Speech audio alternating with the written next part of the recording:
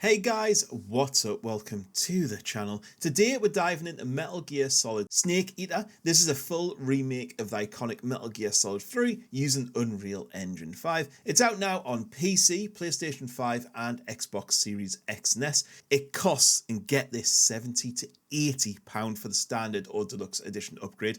I mean, off the bat here, I think we can all agree that's way too much. At least the recent Gears of War remake kept it respectable. However, if like me like to save money on games, I will add my Green Man Gaming link in the comments and the description, and you could pick this up for just over 50 quid, so a great saving. First up, let's talk about the story. You play as Naked Snake in 1964 in the Soviet wilderness. Rescue a scientist, dismantle a nuke, and confront your mentor, the boss. I think that's about the basics of it. You've got all your standard espionage stuff in here, as you'd expect from a Metal Gear game. Over the top emotional storytelling, campy characters, super long cutscenes, and a bit of betrayal thrown in. This is a remake, and this game does nothing to the story, no story changes at all. It's basically like the Gears remake here. It's just the exact same game, but with some new controls and graphics. So let's get into gameplay, because that's where Metal Gear Solid will either hook you or frustrate you.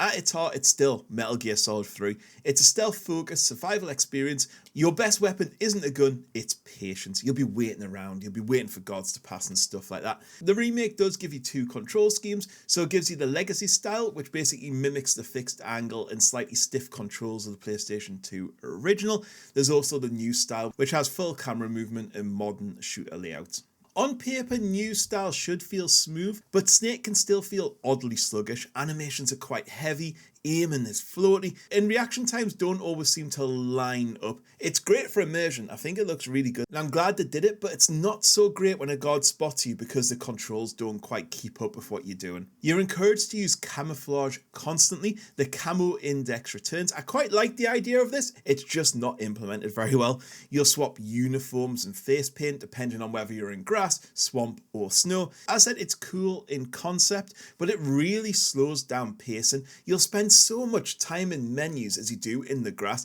it just removes you a little bit too much from the action. I think it could have been redone with a simple command wheel or something like that. Then there's a survival element as well. So Snake takes damage in real time and it needs treatment. You know, you got splints for broken bones, anesthetic for wounds, food to keep your stamina up. You even get leeches, which you've got like burn off with a cigar. It's immersive, yeah, but by now most stealth games have streamlined this process. I mean, there's no animations or anything. Guess what? You go into a menu. It's almost automatic as it tells you what's up. It's like, ooh, do this, do this, do this, and do this. If you hate menu diving, I think you're going to feel the frustration here with this game.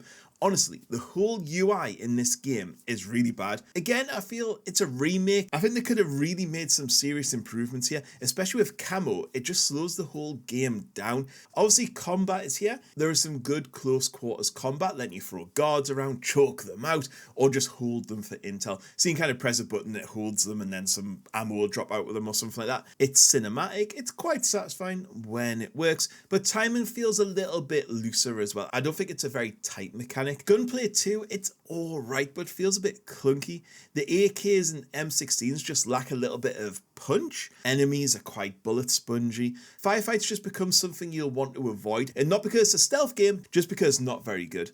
Also, the AI, it's not great. I didn't find the enemies fun to fight. I just felt like they didn't really see you quick enough, and they really don't do anything. It almost felt like you were fighting zombies rather than humans. Of course, the highlight of this game is the boss battles. You've got the Pain with his Hornet Swarm. You've got the End Sniper Duel. And of course, the boss. These are still highlights. Map design is basically unchanged too. It's corridor to area, corridor to area. It's very simplistic. It's not a huge map either.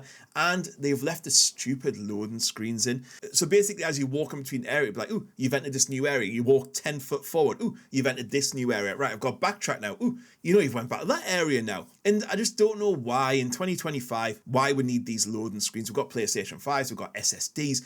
We don't need them. This is a thing from 2004, not 2025. I think it's something they really could have just removed. However, I will say the areas in between the corridors were generally fun to explore. There was plenty to find. You could scavenge around. There were some nice like little puzzle type areas with landmines, fences, and lakes and crocodiles to negotiate. So some of them were pretty fun. Graphically, this game, I would say it's pretty decent. It's a step up from the original. The jungles look lush. The lighting effects look great. You know, the battle damage you get as you play on the character looks fantastic. And I will say the Unreal Engine looks really good in this game. In audio-wise, not much has changed. It's pretty good though. I didn't really have many complaints here. So in conclusion, if you're a fan, Delta delivers. It's the same game, basically, for better or worse. It's got its unadjusted pacing and the controls keeping it feeling retro in 2025. For fans, it's probably a must-buy. For me, the outdated pacing, the super long cutscenes, the bad UI design and the controls just made it feel a bit too retro. And I think at that price point, it's £70, which is ridiculous. Personally, for me, I think it's worthwhile waiting for a deep sale. Anyways, that's all I've got to say on this one. Don't forget to drop this video a like, hit that subscribe button for more quick reviews, and I'll catch you all on the next one. Goodbye.